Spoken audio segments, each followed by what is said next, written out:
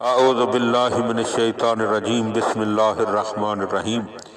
مولا کائنات حضرت امیر المومنین علی ابن ابی طالب علیہ السلام کے مجموعہ کلام نہج البلاغہ کے پہلے باب کا خطبہ نمبر 216۔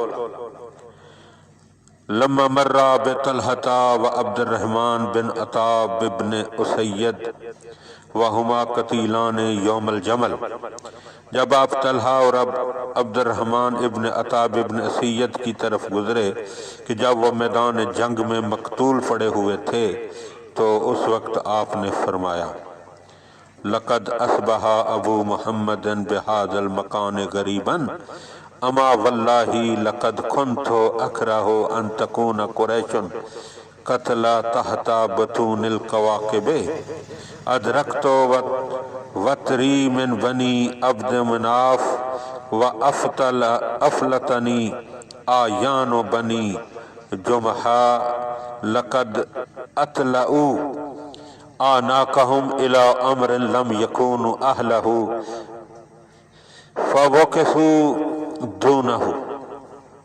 مولا فرماتے ہیں کہ ابو محمد طلحہ اس جگہ گھر بار سے دور پڑا ہے۔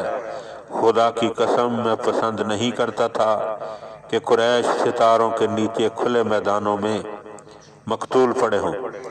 میں نے عبد مناف کی اولاد سے ان کے کیے کا بدلہ لے لیا ہے، لیکن بنی جمحہ کے اکابر میرے ہاتھوں سے بچ نکلے ہیں۔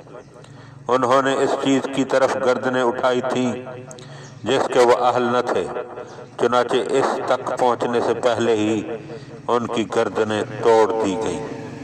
اللہم صلی علی محمد و آل محمد۔